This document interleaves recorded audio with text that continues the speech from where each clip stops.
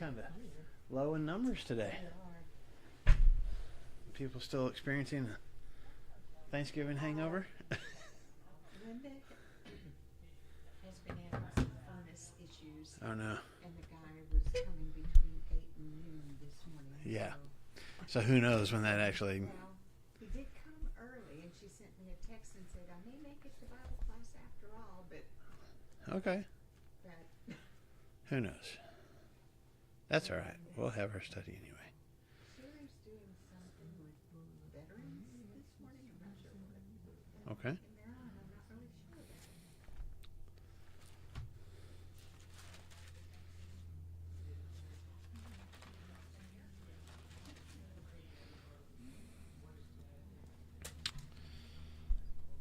Hope everybody survived the cold yesterday. It's still cold today, but you know, it's nice. Sun's out. Makes it nicer. So, everybody have a good Thanksgiving? Everybody come to your house, or did you go somewhere? No, it was just me. Oh, okay. Yeah, Catherine sent me pictures. They got 9 inches. And his girlfriend came in and Are they still in, just outside Madison. that's what I thought. Yeah. Very pretty. Yeah. Yeah. But do you want to live in that? That's my question. Have you always lived in Arkansas? Co's family. On Saturday. Okay. Okay. I lived and grew up in Illinois, but once I went to Harding, I lived in Arkansas. Spent 8 years in Dallas, but otherwise, Okay. You live in Illinois. DuQuoin. I was born in Belvedere. We live between Belvedere and Rockford. Oh yeah. I didn't know you were from Illinois originally. Okay. But do you claim your Illinois heritage or any Texan in there, or are you Arkansas in there? No. And praise God for that there's no Texas heritage. Yes. Lord Jesus, let that be recorded in your It's book. definitely recorded. I will proclaim that. So, did everybody just stay here? Did y'all go for Thanksgiving? Just to Conway? Okay. Did you stay here? Yeah. Okay. Did you guys stay in town for Thanksgiving? We flew to Mississippi on the Gulf Coast. Oh, wow. Hey, Okay. That's different than the cold snows of Madison, Wisconsin. Those are two different ends of the country. So, is that where you went? Was Madison, no, Wisconsin? that's where her daughter's at. Ah, My daughter had Yeah, sent me pictures. their They got lows snow. were in the 40s. Yeah. We thought it was dang. Yeah. That sounds. That's the way you are. I If it gets sit. below 50, you're like, it's freezing. I sit in the office and I'm like cold. We're just like, come on, man! It's like 69 degrees in Yeah. here. So I turn on the damn, heater and then I it's so turn on cold. a fan in my office just so this Sorry. delicate flower doesn't get too I am. cold. That's what happens. That's what happens when you're 145 pounds. I know, exactly. I got nothing. I got I got lots nothing. of insulation, man. Oh man. All right, let's jump into it. We're in Mark chapter 11. I do hope everybody had a good Thanksgiving and is looking forward now to Christmas. Are you listening to Christmas music nonstop now, or are you? Well, whenever I'm with the kids, it's pretty much that. Other Yeah. than that, it's audiobooks and podcasts and stuff. Oh, okay. Are they Yeah. Christmas related? But no, they're not Christmas related. That would be funny though. That would be funny. Yeah, we started an Advent book with the kiddos last night, so we're Nice. just working our way through that. Do you have like a little thing So, to open up? like Yeah, little it's doors or a something? book. I can't remember who publishes it, but it's a board book. Yeah. And so you open up one, and it's this big window that you open. So we talked about it's all about the prophecies of Jesus, so Right. leading up to that. And Yeah. so we talked about the snake crusher yesterday. So in Christmas spirit, we opened it up, and there was Jesus just crushing the Crushing snake the as the snake is, getting Merry his heel. Christmas. Yeah, and so I talked about that with the kids. It was really good. But Raina was like, "That's about Christmas, though," and I was like, "Yes, Yes, kind of. It's about Jesus Yeah. and his arrival and how." So yeah, even Yeah. as a 9-year-old, like trying to draw those things out. Yeah. Yeah, it was good though. Whereas Rumi's like, kill the snake. Yeah, he was like, "I wonder if the snake bit him." He probably did, and I was like, "Actually, yeah." So anyway, yeah, but that's been fun Okay, well that's so cool. far House is all decorated. for sure. Was it It decorated has the been. day after Halloween? November 12th is what we do every When year. Seriously? Yep, every year Like that's the plan every year. on my birthday. That's Just how 'cause- you celebrate your birthday. It's not necessarily how I celebrate my Christmas birthday. decorations? It's we're gonna have that night free, so let's do that. So that happens just about every year. Wow. Yeah. I did not know this. Yeah. How long have we been on staff together? I'm not going Never to tell knew you that this these is things the- because you judge me I publicly. do judge you. I'm judging you right now. while I'm asking the question. Were you even thankful during Thanksgiving, or was it all about Christmas? That's what I want to know. We talked about going to see Santa while we were at the Thanksgiving table. Yeah. So, Okay. no. All right. Anyway, I can't judge a whole lot. I mean, I told y'all my outdoor illumination struggle, but it all works. It it's does. fine. And you turned it on Thanksgiving or the night of Thanksgiving? No, no, not until Friday. I mean, I would, but I didn't have that. Like, the roof was done because that guy came a couple weeks ahead of time, but I didn't turn them on. Obviously, couldn't turn them on until I figured out where the power source was. But I got that. I still didn't turn them on. But then we had I do, like, we got a couple of inflatables, and I do some lights around the sidewalk and stuff. So you got to do that too. I did all of that on Friday. Nice. So it officially became Christmas. Well, I tell you that, Christy had decorated the inside of our house before Thanksgiving, but we still weren't like turning on the Christmas tree lights and stuff. Like it was just there. It was like it was ready. Everything is cued, ready to go. So yeah. That's Anyway, funny. but definitely on the outside, I refused to listen to any Christmas music. You know, they started showing Elf and Fred Claus and all that stuff on TV, and I'm like, nope, I'm not doing it. I'm not giving in until, Thanksgiving, I thought, as God intended. thank you. My trees have been up and decorated since the second week of November, Yeah. as well as my outdoor lights, and they have been on. Nice. Since the second week of November, very much respect. Yeah. Very much respect.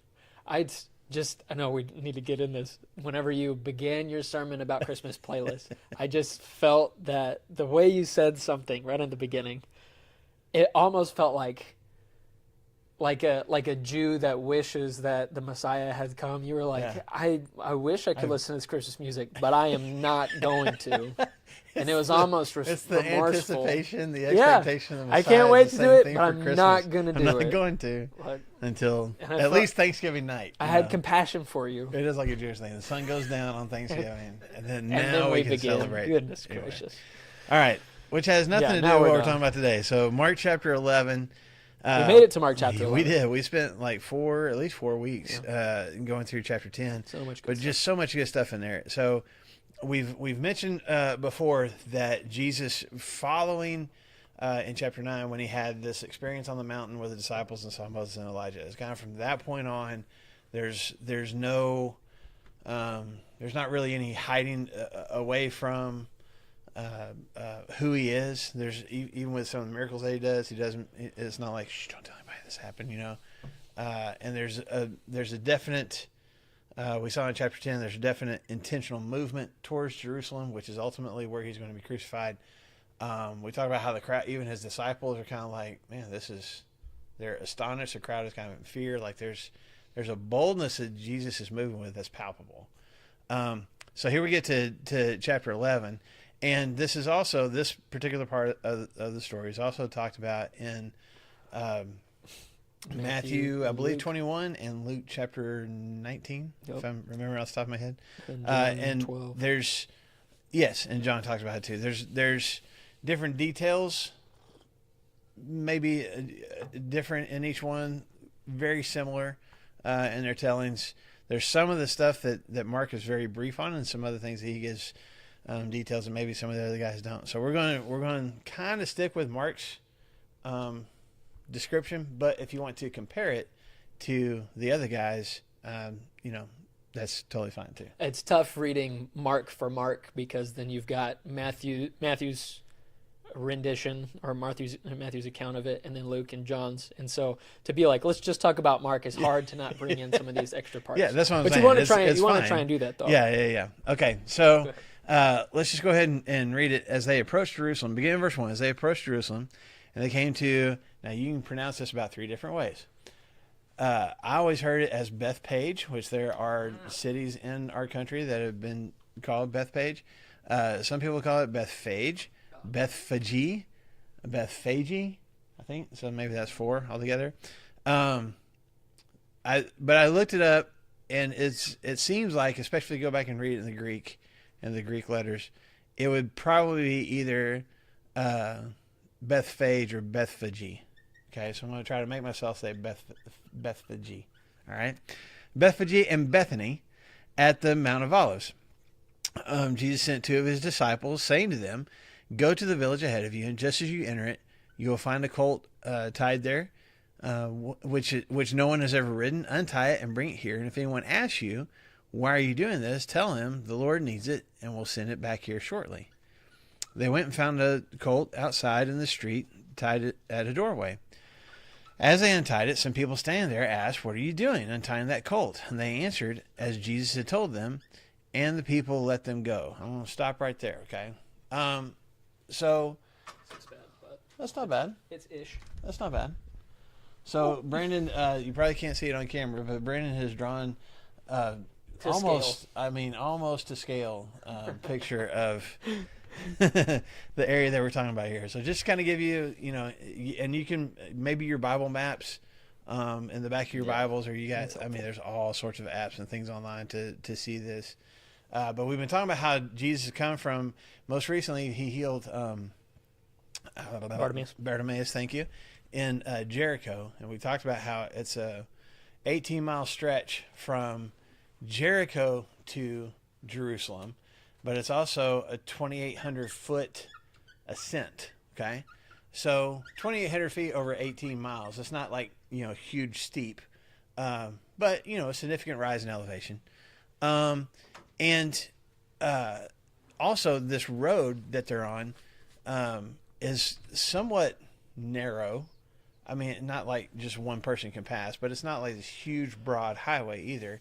This is the road that Jesus even makes allusion to in his story of the Good Samaritan. This is the road that the Jewish traveler was on when he was dogpiled and beat up and left for dead by the robbers, because it happened a lot on this road. Now Jesus traveling with a large crowd following him and with his disciples with him is probably not at risk of bad things happening to him, but it's just kind of a windy, curvy path going up a mountain. Craggy. Here in the Middle East. So it wasn't the easiest journey in the world, I guess is what I'm saying. It's not like a broad highway that Jesus is walking down. There's effort to even get to where it is that he's headed. Now he's at Bethany and Bethphage. Bethany is 2 miles outside of the city of Jerusalem. Bethphage is about a mile outside of the city of Jerusalem.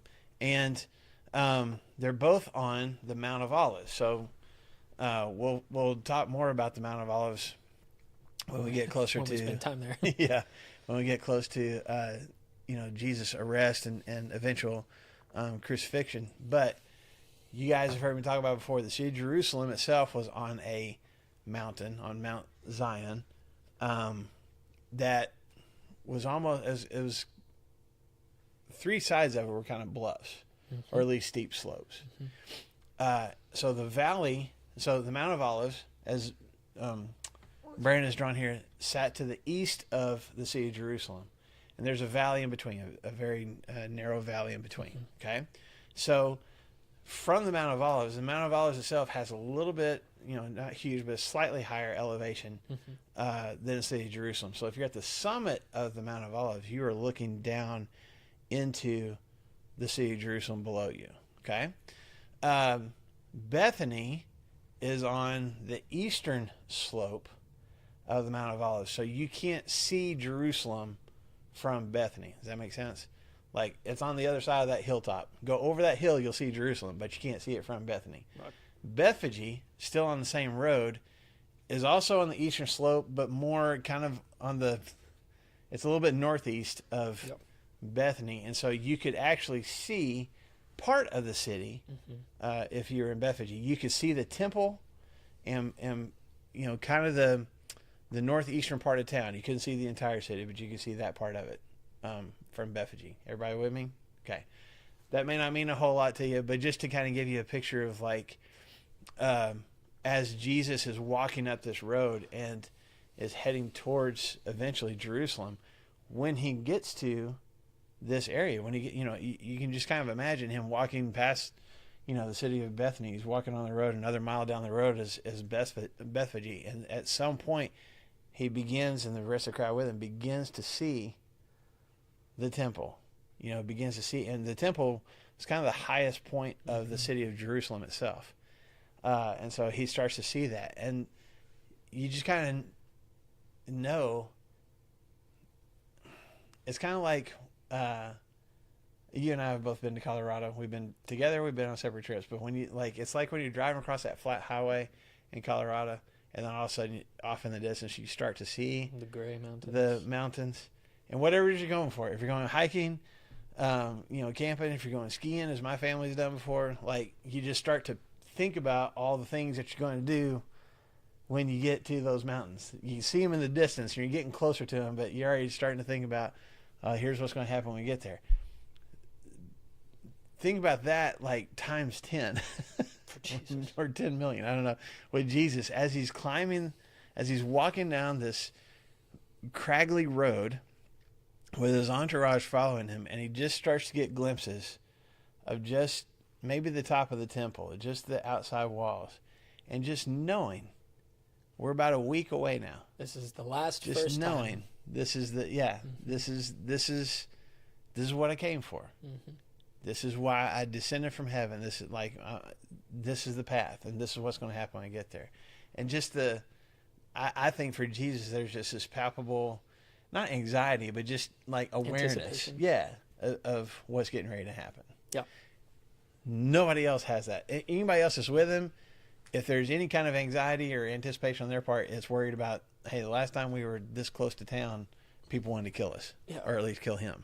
So, and they've got a lot of people, maybe fear about that. Yeah, they've got a lot of people with them, following them and stuff too. And people are excited to get to. Oh, he's good. Go ahead. What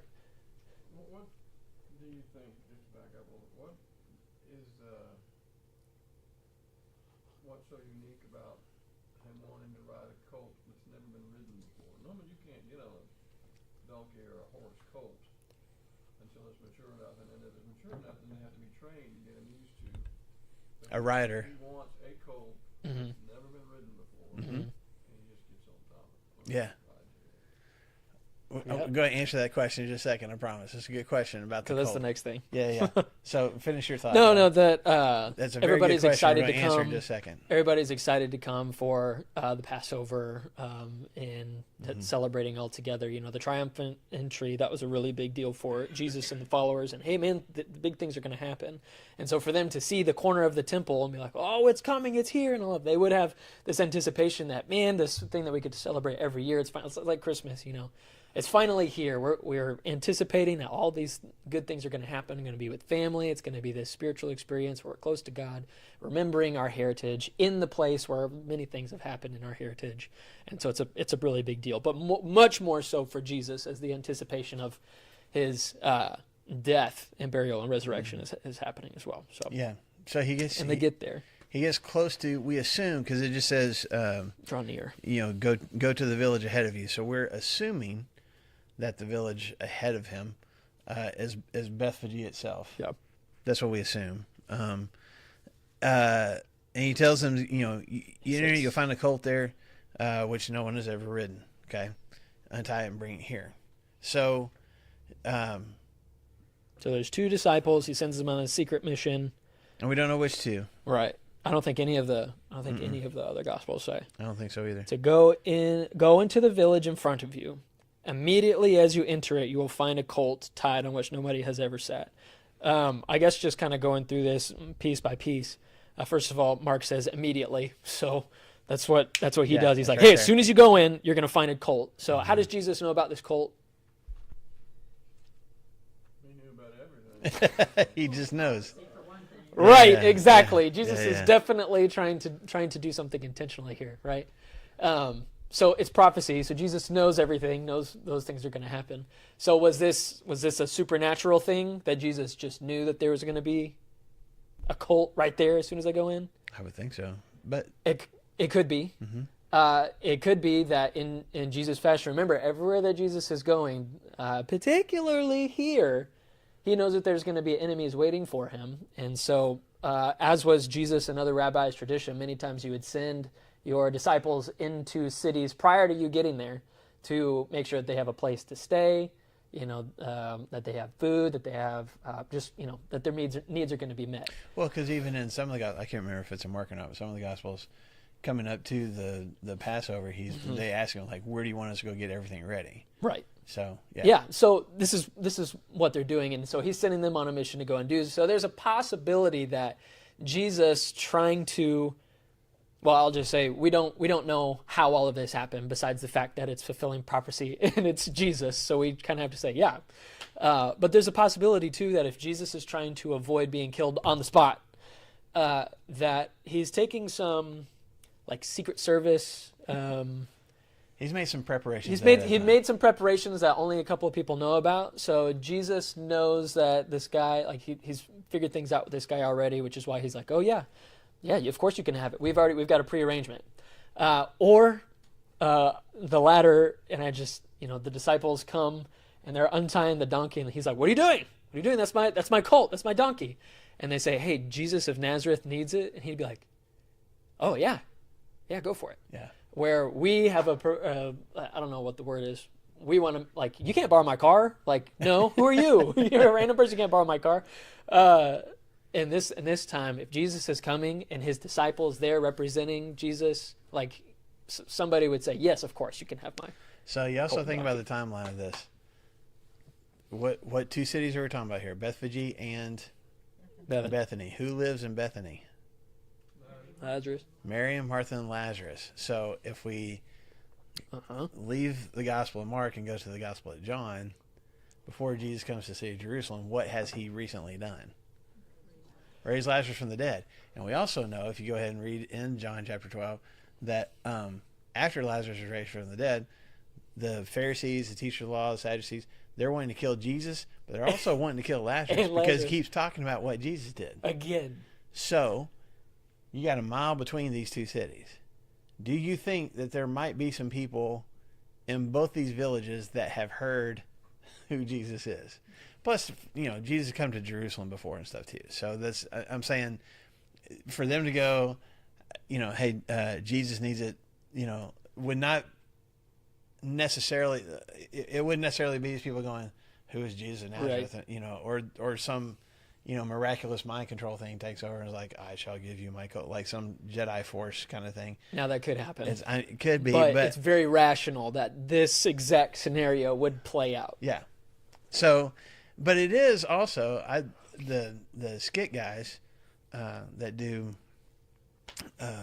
different videos, and they do live shows and stuff too. We've used their videos multiple times here at Flagstone. They came up with a skit a year or two ago. I think I showed it on one of our Wednesday night things. I think you did. This last year, being the two guys that Jesus sends to go find the colt, and then one of them was just like, "Why we're stealing somebody's property, and why is Jesus having us, commit robbery?" And they kind of walk through like it's an act of faith. And I hadn't really paid attention to it before, but here's these two guys that they have no idea what to expect. Jesus is like, go into town, there's going to be a colt there, untie him, bring it here.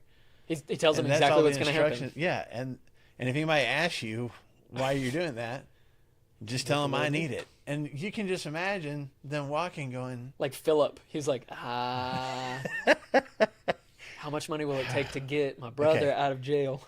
He said, just tell him that he needs it. Like, is that actually going to work? There's even just a little bit of faith on their part to even just go get the donkey in the first place, And so I don't ever want to lose sight of that. Even sometimes the smallest things that Jesus asks us to do can sometimes take the biggest leap of faith, and that's what these guys did. So they go and get it. They bring it back. Well, sorry, go ahead. No, you're good.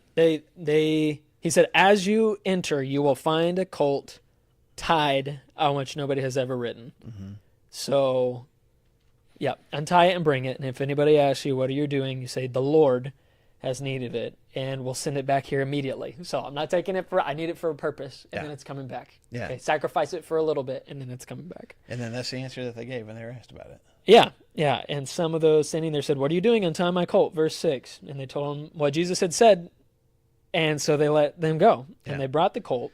That's where I stopped. So, yes. Go ahead. Keep reading. Go through. No, so your question of there's this colt on which nobody has ever ridden that's tied there and stuff too. And just like Chrissy said, we're going for prophecy, and I don't think Jesus is doing these things intentionally. So what's the significance with the colt? Anybody?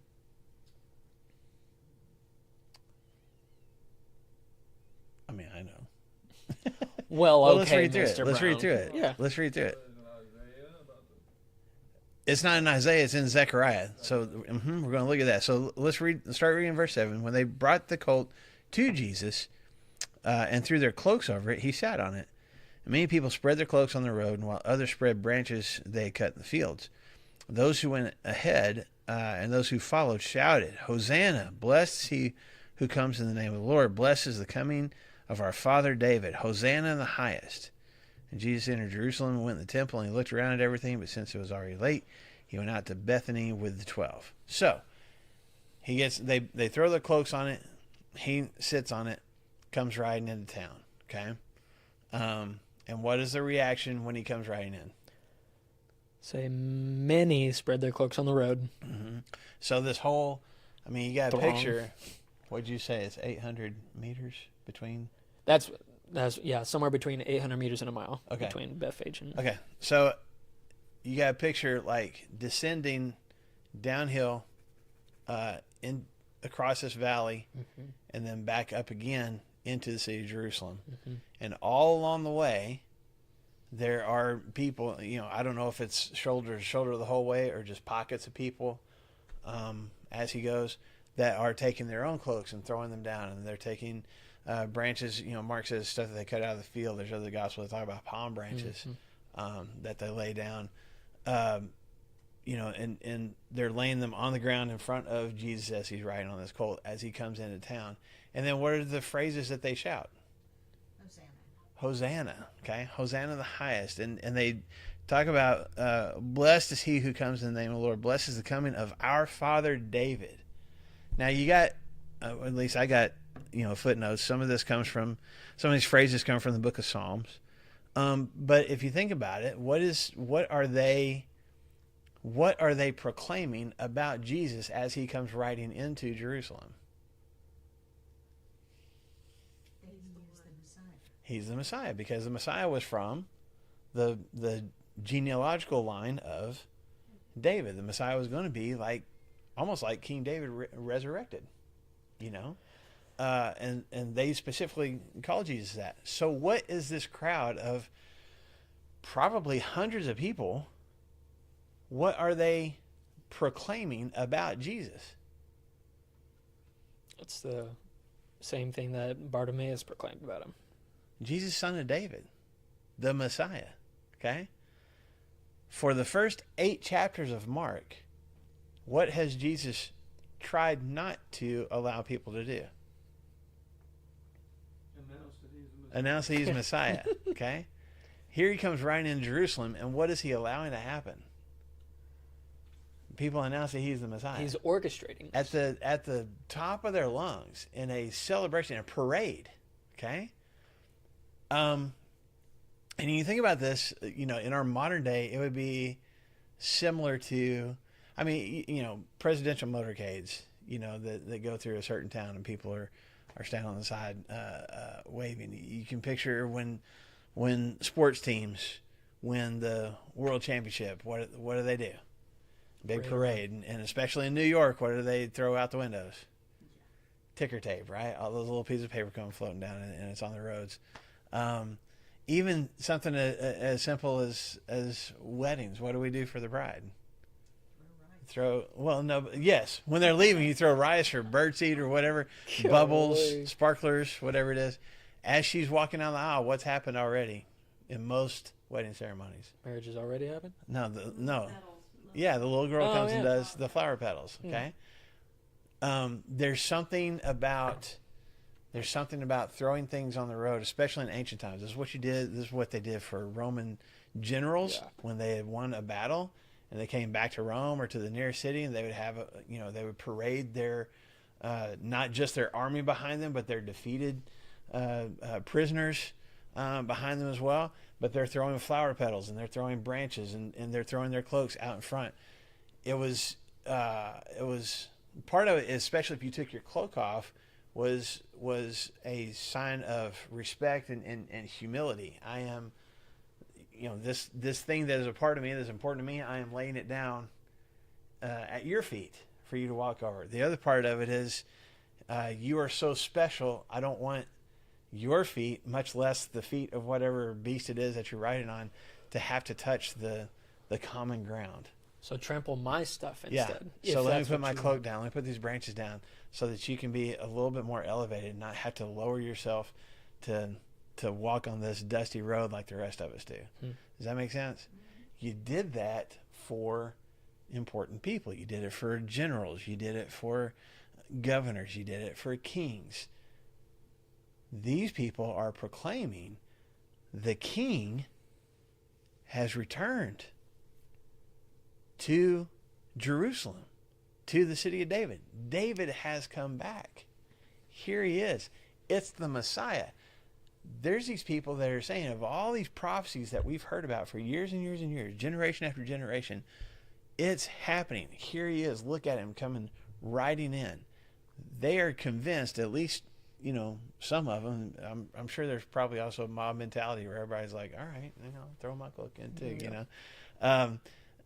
But these people are proclaiming that Jesus is the Messiah, which is the opposite of what he's done for half of his ministry, at least through Mark's eyes. And it does go back, I mentioned it earlier, but in Zechariah chapter 9, verse 9, as Zechariah, and Zechariah was probably, I forget, I want to say 500 years before Jesus. In verse 9 it says, "Rejoice greatly, O daughter of Zion. Shout, daughter of Jerusalem. See, your king comes to you, righteous and having salvation, gentle and riding on a donkey, on a colt, the foal of a donkey." So this is to Christy's point, this is a direct thing from Jesus where he says, here's a very important, well-known messianic scripture, prophecy, and I will intentionally fulfill that right now in this moment. So to go back to your question, why is he riding on a donkey that nobody's ever ridden on before? Part of it is, a significant part of it, obviously, is fulfilling prophecy. This is what 500 years ago, Zechariah said, this is what it's going to look like when the Messiah returns. He's going to come riding into Jerusalem. Our Savior is going to come riding into Jerusalem on this donkey, on the foal of a donkey. But if you go back and look in Zechariah 9, verse 9 again, how does it say that he comes riding in? I know he comes riding in on a donkey. Gentle is what your version said. Humble. Okay, so gentle. So what would you expect a conquering king to come riding into town on? A 16-man stallion. Yeah, that's right. That's right. Huge horse or chariots, showing his pomp, circumstance, his power, and his authority. Donkeys are not regal animals. Actually, my dad told me this. I've never had the experience, but my dad said that donkeys actually, it can often be a smoother ride than horses because of their gait. I don't know if that's true or not. That's what he said. So is that? Yeah. Interesting. So yeah. Just a lower center of gravity. I don't know what it is, but there's just the way that they run compared to horses. Yeah. It can I guess not wear you out as bad. Anyway, but that's not the point of this. This is, instead of stallions, it's a donkey. It's not even a full-grown donkey. So as Jesus is riding on this thing, it's not even like the donkey is big enough. Like, he is on a donkey, yes, but almost eye level with everybody else that he's with. Because the Messiah, according to Zechariah, is not coming in on this mighty stallion looking down on his people with his sword unsheathed like he's going to conquer them too. He's gentle. I'm here with you. What was Jesus? When you go back to Matthew, what did the prophecy say about him? He's going to be called Emmanuel. It's God with us. There's a gentleness to the king. This is not a king like other kings. And he comes into town that way. Is there pomp? Is there circumstance? Is there parade? Are people shouting? Yes. Does Jesus deserve all of that? Yes. But he is still holding on to the Son of Man came not to be served, but to serve. If you're going to be like me, you can't be first. You have to be last. You have to put others' needs above your own. And he is embodying that as he's fulfilling the prophecy of being the Messiah. Mm-hmm. Think about what this crowd is saying too. Blessed is the coming King of our father David. There was a scholar that I was reading too that said that where there was many kings in Jerusalem's history that rode valiant horses and steeds and all that. David himself was one that rode a donkey, at least at one time. So Jesus, to kind of have a callback to David in that point is really significant. And what this crowd is saying, Hosanna, which is a very Bible word, Jesus, Jewish word, which there's another scholar I was reading that said that as this crowd is shouting these things, it's like, that's a lot of words for the crowd to say all together at the same time.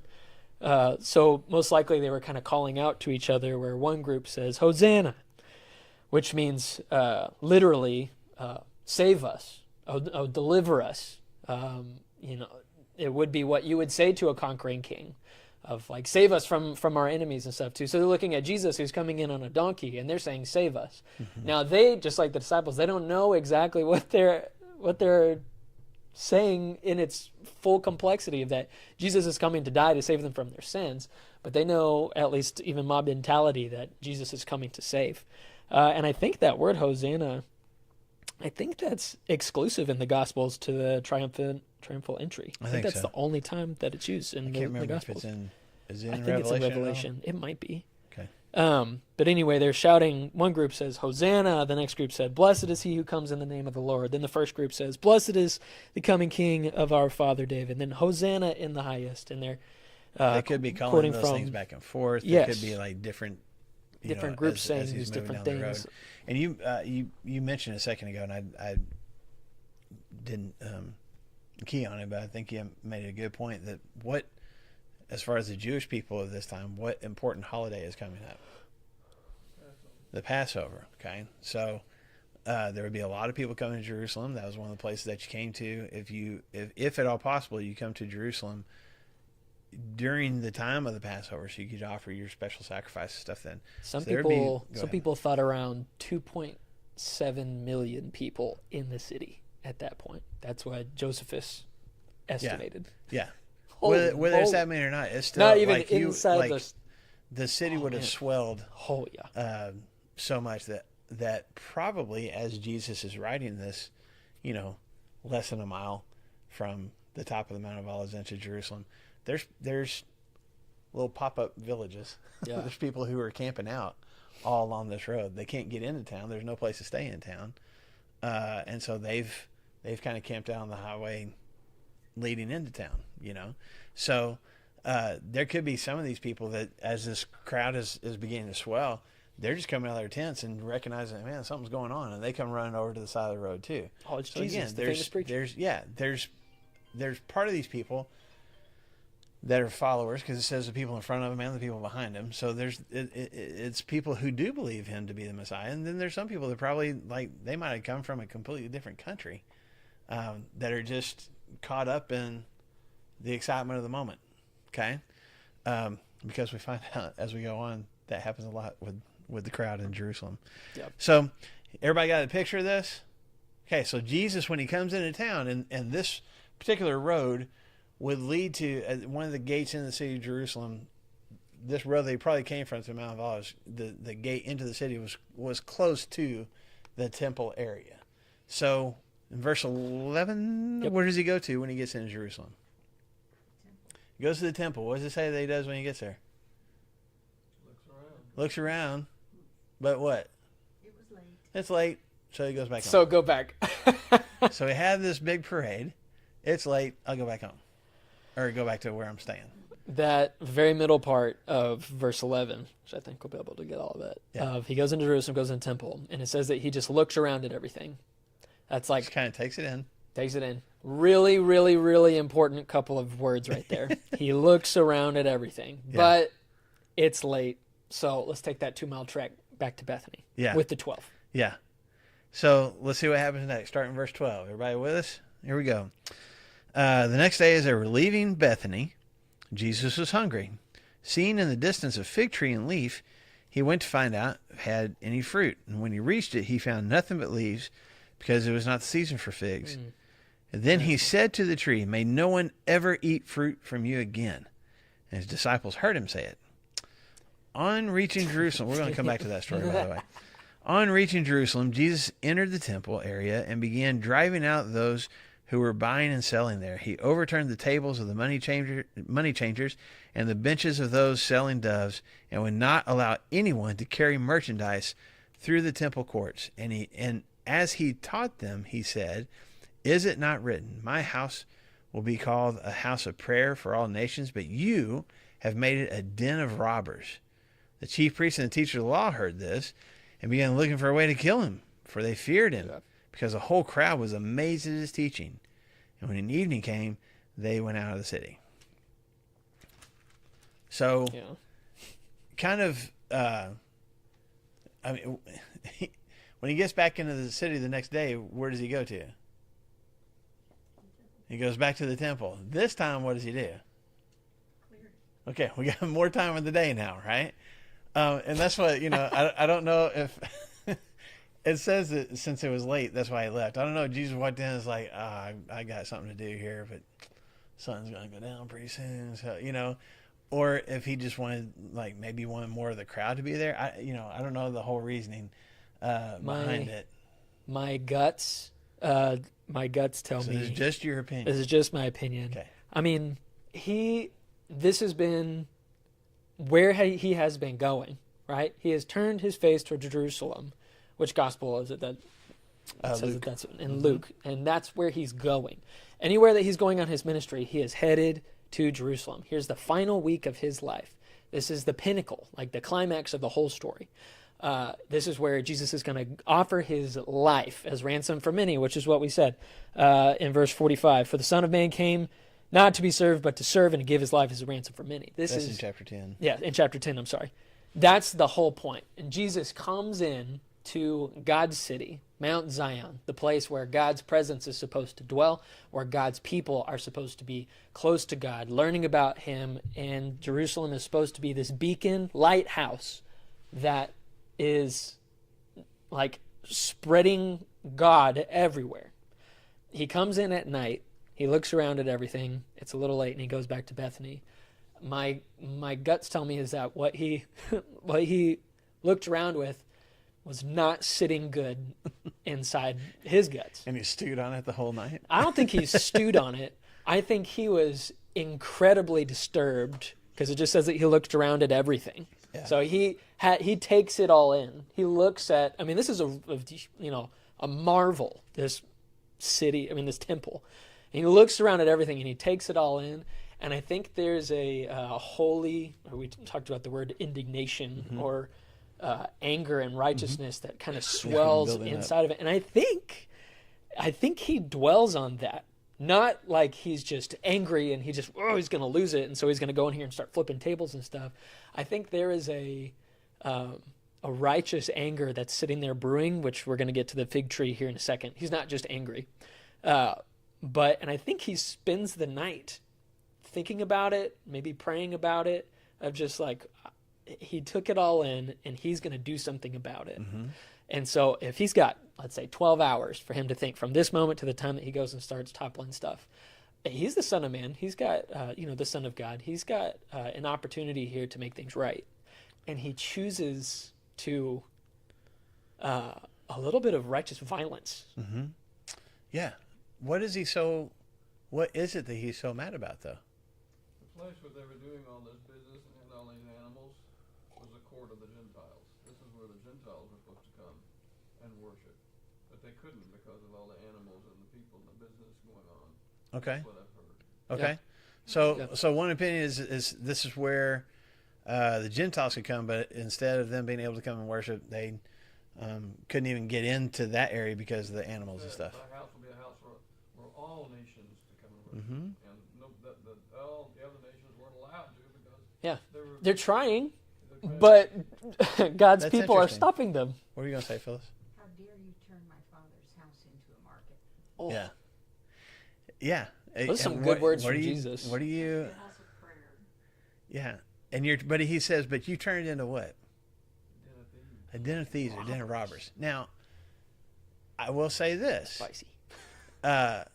should there, at least somewhere near the temple area, should there have been animals for sale? Yes. Had a market. Well, you got people again because it's Passover. There's a whole bunch of people in town. There's people who could not bring animals with them for however long a journey it was. Or they had an unblemished lamb, but through the journey now they do not. It got blemished. They had doves. They flew away. Whatever it was. Yeah. If you go back and read through the different sacrifices that were required, you had certain animals and they had certain qualifications of those animals. And so some people would just be like, I'll get a lamb when I get there. Or if you didn't have enough money, I mean, even back in the Old Testament, if you didn't have money to if you weren't wealthy enough to sacrifice a lamb, sacrifice these 2 doves. There was something that you're supposed to give. There was something that you're supposed to sacrifice. So, with, I believe, at least initially, good intentions, there was, it probably got set up by priests and stuff. There were places where you could purchase animals because you couldn't bring them from however far away you had come to Jerusalem. That's a good thing. So the problem is, one, at some point, these animals have made their way into the temple courts itself. And Not to be sacrificed, but to be sold, like Right. a barnyard. Right.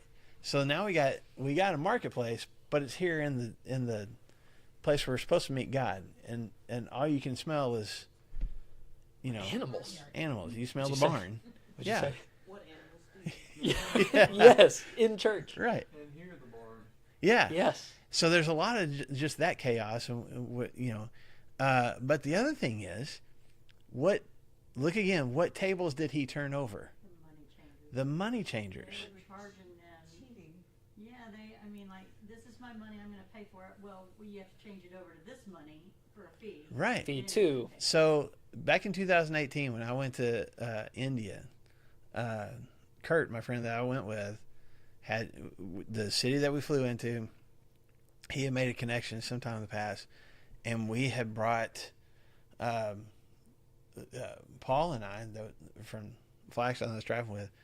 Kurt had given us a bunch of money to take with us, a certain amount, whatever it was that you don't have to claim on your customs form if you have a certain. So we brought American cash with us to support some of the churches there. So we brought it with us, and when we got to Chennai, we gave it to Kurt. We went with him to this mall. There's a certain person that he knew that did money that would give him a better rate on changing over to rubles or whatever it was, whatever the Indian money was. Rupees. Okay. Changing over to that, he'd get a better rate with this guy, and that guy wasn't going to rip him off. This is 2018, man. Okay? It's too easy. So yeah, to Christy's point, here's these people that are in the temple, and somebody shows up and is like, well, I need to go buy this lamb, but I don't have Jewish money. I have Ephesian money or whatever. Like, I don't have there were certain coins that were supposed to be used in the temple. Even if I was going to make a donation to the temple, I couldn't use Gentile coinage to do that. That was against the rules. So I got to change my money out. So I'm going to this person, and this person's like, okay, let's see how much you got here. Okay. And they had their scales and stuff, and they were just cheating people. And they were not giving them the full value of what they were taking from them. That's thievery. That's robbing. And let's give these church people the benefit of the doubt, right? Because all of that money would be used to support the temple, the priests and the churches and stuff. Maybe not necessarily to pad their own pockets, I mean, sometimes, but yeah. That's what Yeah. tax collectors were known for, those kinds of things, patting their pockets just a little bit more. Well, the priests were known for that a little bit too. But, So what could be what could be at least beginning of like, man, well, we have to do this, so we'll charge this much. Jesus sees right through all that stuff, and where they might have been kidding themselves and thinking like, it's for the temple, man. Everybody's here anyway. This is gonna pay for the sacrifices for the full year. There's 3 million people here, man. We're gonna make a little bit. We're gonna make a little bit. Jesus sees right through that, topples all that stuff, and says, you guys, this is not gonna happen, especially not in my Father's house. And what a word for him to say. Not just God's house or Yahweh's house. He's like, this is my Father. This is a familial offense. You've offended my family. It's like, oh wait, hold on, Jesus. Yeah. Like it's just very pointed. The arrow is very sharp that he is using with these guys. So he turns over the tables. He drives the animals out.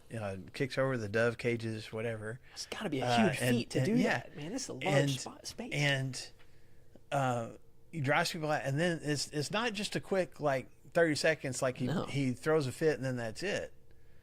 What does it say? It sounds like he's there all day stopping people from. Anybody that shows up with more merchandise, he doesn't even let them cross the temple courts. Just like, not today.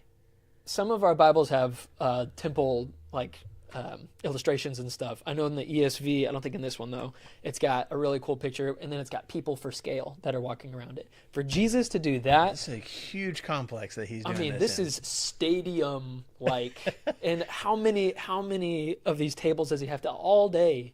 And for him to be vehemently opposed, don't even come in here. Stop the gates. Disciples, like, you guys get over here too. Like, we're going to put a stop to this right now. I'm sure he incorporated his disciples in this somewhat to kind of help, because there were multiple entrances. It's kind of an open area. Yeah.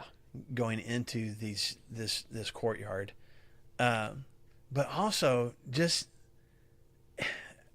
it's a miraculous kind of authority, isn't it? I mean, like the fact that he can stop, not only drive these people out, but stop more people come across with any other animals all day long, just by his own presence and authority, saying we're not doing that today. And that's what he says. He says, my Father, like, I have the authority to do this because this is my spot. But then what else does he do after he drives everybody out? In verse 17. He's not just standing at the doorway with his arms crossed in total silence. What is he doing? What's the first sentence in verse 17? As he taught them. So the whole time, while he's stopping more animals and more bags of money from being brought in, he's using the opportunity to go ahead and teach. This is why. Now, all we get is this piece where he says, my house will be called a house of prayer. You've made it den of robbers. But I have to believe that's just one piece of the teaching. There is maybe however many hours that he is standing here in the temple, keeping what had been happening from happening again. He is teaching the whole time. People are asking questions. Why are you doing this? What is that? Why'd you, new people that weren't there a few hours ago when he first did this are walking up going, what's going on? And Jesus is using the opportunity to go, this is the place where you meet God. This is the temple. This is the place. If we want to get really specific, the original temple that Solomon built was on what's called Mount Moriah, which is part of the city of Jerusalem. That probably was the same hilltop that Abraham took Isaac to sacrifice him. Okay? So this is and what happened in that moment? God's presence through the angel intervened, and God provided a ram, for in the place of Isaac. I think that's part of why David and Solomon picked this spot for the temple. So this is a place where you meet God, and this is a place where God accepts sacrifices, and this is a place where God relinquishes his punishment and allows you to offer something in its place. And you guys aren't even paying attention to that. You got cows and sheep and doves in here, and you got people cheating each other, and nobody is paying attention to the fact that this moment that you came here for was supposed to be for you to connect with God. And I want to make sure, at least today, that's what happens. I mean, it's to your point, it's personal for Jesus. This is something that probably has bothered him in the past. But as he is, I mean, a week from now, he's going to be crucified. There is something, there's some angst in him that's just like, man, y'all aren't getting it. And you haven't been for a while. And I want you to be reminded that this is a place where prayer is supposed to happen. Connection is supposed to happen. Sacrifice happens here. And don't turn loose of that. And I think that's important even for us with churches nowadays. Does this physical structure matter in the grand scheme of things? No. But when we find a time, either individually or collectively, to come together and say, okay, I'm tuning out everything else. I want time to connect with God, and that's important to me. That's a priority for me. And I'm not going to let other things distract me from it. And I'm not going to rob God of his time with me. That should be a priority for us. You know? And I think if nothing else, that's something that we can get from this moment. Yeah, I think it's easy for us to look at this and be like, man, those dummies coming in here and making this house of prayer into that. Like, we'll never do that. And at its core, these people, like you were saying, at its core, these people were providing not just one hurdle, but a couple of hurdles between them and God, and between offering sacrifices and getting close and praying and all of that. And people were putting barriers in that way. And I mean, you'd think at Flagstone or just in your normal life and all of that, am I a highway for people to be able to say, like, if you need Jesus, I'll show you exactly where you can find him. And it's not necessarily in the, within these four walls of Flagstone and stuff. It's right here. I'll lead you directly to him. And we can approach the throne of grace in confidence. We could do that. Or I can say, man, well, I really think you need to get your life together before you should come to church.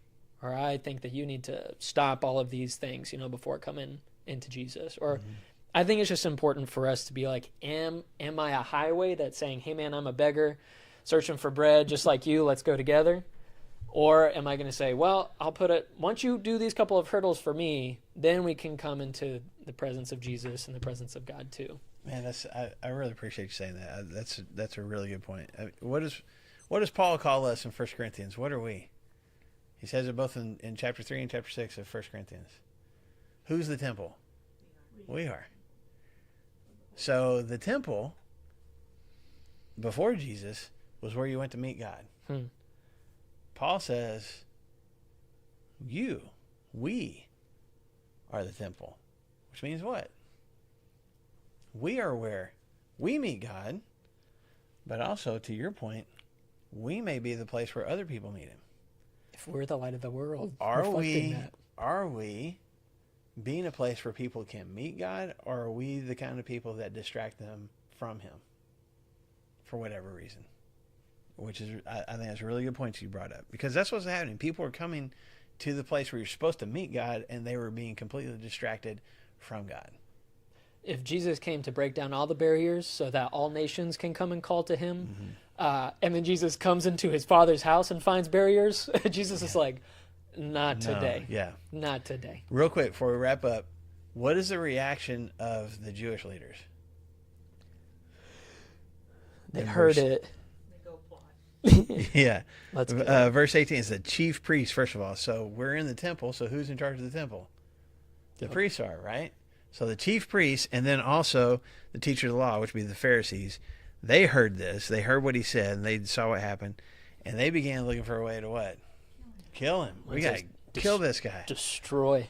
So they're not even paying, but they don't do it because why? Afraid of the people. Okay, Well, you got they're afraid of the people, you got 3 million people here. and they're specifically afraid of the people because what are the people amazed by?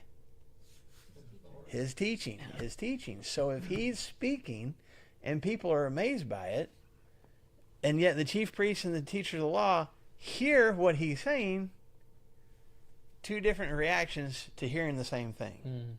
They're both hearing the words. One group of people is like, this is amazing. I am so moved by what it is I'm hearing. The other group is, this is dangerous. And we got to stop it. And that's, I mean, think how much we put a lot of work into Sundays, just the 2 hours that happen here every week, right? We're hosting 3 million people in this city, right? And the chief priests and the priests making sure everything is going to be kosher in every sense of the word. Everything's going to work well. They've got all of their money changer stations and all that stuff good to go. Yeah. And then here comes the enemy, this traveling preacher that has some kind of authority coming in and busting up the whole place and stuff. And they're like, all right, we've been wanting to kill him. It's about time. Don't do it right here, though. We're gonna figure out a good time. Not right now, but we're gonna destroy him. We're gonna get him out of here. Yeah. And if you look at, I think it's Matthew, when Matthew talks about this story, I think it's Matthew. So check me. I may be wrong. In one of the versions of the Gospels, these guys come to Jesus and ask him, by what authority are you doing this? Because the chief priests are like, you didn't get our permission. The money changers have their permits. They're allowed to be here.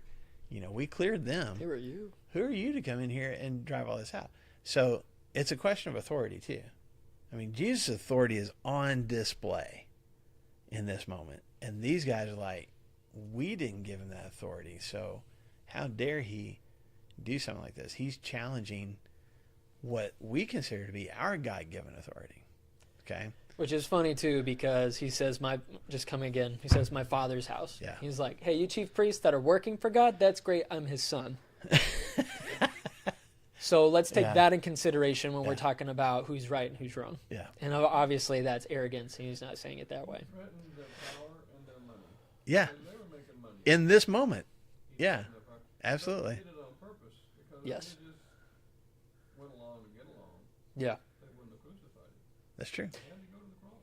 Yeah. The time has come. So he pushed their buttons. He knew which button to push. Yes.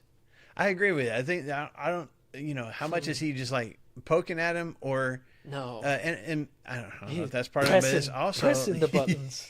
He's like, he's come mashing on the He buttons. He is. But I think it's also, especially the way Mark tells this, there's been so much of his time where he's like, I'm not ready. I'm not ready for y'all to see me that way yet. I'm not ready for it. You're not ready for it. Yeah. And now it's like, okay, now gloves are off. This is who I really am. And I don't care who knows it. Yeah. People need to know it. And so, and he's going to keep doing that. We're not done. I mean, like I said, we talk about authority. He's going to get questioned about it before the end of this chapter. Well, how in the world do you have the right to say the things you're saying, do the things you're doing? So, but we skipped over, we kind of breezed past this whole interaction with the tree. So we're going to pick up there next week and find out why Jesus is mad at vegetation. Why does John did his so out of order? What do you mean? Telling of the temple. He does that at the beginning. Yeah. He's had his Oh, the wedding at Cana, and now let's go clear that temple. it's a good question. So there's some people that think that this is not the first time that Jesus He's done it twice. Yeah. There's some people that think that it's kind of a full circle kind of thing. Yeah. And This that's is how also he part started his of, ministry. at least in the synoptics, why the chief priests and the teacher of the law are now ready. Oh, let's kill him. He's done this again. I think Don't there's know that for some- sure. I think there's some more significance to the colt because you can't just climb on an animal. That's true. Jesus can. Yeah. Jesus. Jesus did a lot bigger miracles. than this. But that's a pretty. Just said, okay, let's go. I don't disagree with you. They get Oh, yeah. scared. They want to run. Well, they want you to are. fight. Yeah. And I've been on an animal horse that didn't want to be ridden. Mm-hmm. And it's not a good time. Yeah. Not a good time. Yeah. I totally agree. The fact that he could ride calmly with a huge crowd around, yeah, that's a miracle for sure. It's It was as gentle as Jesus. Yeah. yes. Yeah, and it shouldn't have been, He chose the right one. but Yes, it it was. That's right. I think it's funny. I know we're just kind of talking now, but it's funny. I feel like there's lots of little mini miracles, like, that don't get a lot. The fact that Jesus could talk to, 15,000 people and providing meals for all of them is amazing. But that he could be heard by that many people without a megaphone. Yeah. I had one, I told this a long time ago. I had one buddy tell me, man, the real miracle is that he had 12 close friends in his 30s. That was the real miracle. And I was like, oh, man, yeah, that's crazy. And he's a man. I mean, let's be honest. He had 3 really close Yeah, friends. 3 and really that was close, it. and then So it there was, were 12 in there. But it seems, but I love that though, is that you can have all the major miracles, but then there's also some little bitty things. Yeah. that All work the too. dialects that were involved in all those people, Well, and yet they all heard and understood him Mhm. in their dialect. Yep. it's amazing. it's like God had ordained it to work really well, Yeah. and it did. So thank you guys. We'll be back next Tuesday. Are you bringing figs? I've got fig Newtons. I can bring Well, there you go.